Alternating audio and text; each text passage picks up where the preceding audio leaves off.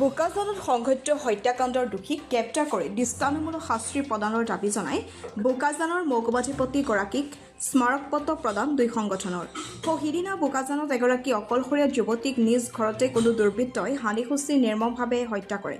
আজি কেইবাদিনো অতিক্ৰম কৰাৰ পিছতো মূল অপৰাধী কৰায়ত্ব কৰাৰ বোকাজান আৰক্ষী ব্যৰ্থ হোৱাৰ গুৰুতৰ অভিযোগ উত্থাপিত হৈছে।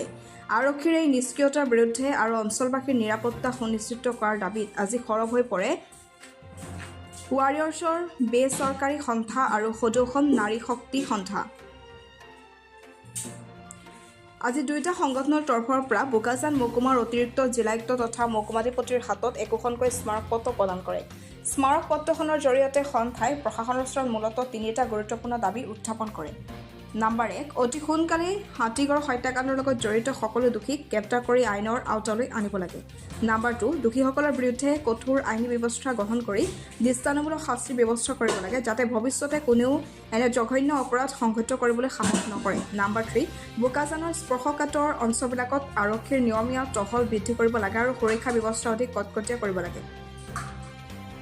ৱাৰিয়ৰ্ছৰ বেচৰকাৰী সন্থা আৰু নাৰী শক্তি সন্থাই প্ৰশাসনক এক প্ৰকাৰ সকিয়নি দি কয় যে এই গুৰুত্বপূৰ্ণ বিষয়টো সৰ্বোচ্চ অগ্ৰাধিকাৰ দি অতি ক্ষীপ্ৰতাৰে তদন্ত কৰিব লাগে। যদি অহা ৭ দিনৰ ভিতৰত প্ৰশাসনে এই সন্দৰ্ভত কোনো উপযুক্ত ব্যৱস্থা গ্ৰহণ নকৰে, তেন্তে সন্থাই বাধ্য হৈ গণতান্ত্ৰিক পন্থাৰে এক বৃহৎ আন্দোলন গঢ়ি তুলিব। বোকাজানৰ পৰা বিপুল কৰ্মী, বোকাজান টিভি। আমি এতিয়া জানিবা মতে প্ৰশাসনেতো এতিয়া তেওঁলোকে তদন্ত কৰি আছে বুলি কৈ আছে, আৰু যদি তদন্ত নকৰে তেনেহ'লে আমি ৰাস্তা ঘাইপথত ওলাই আহিম বুলি আমি এইটো সিদ্ধান্ত লৈছোঁ।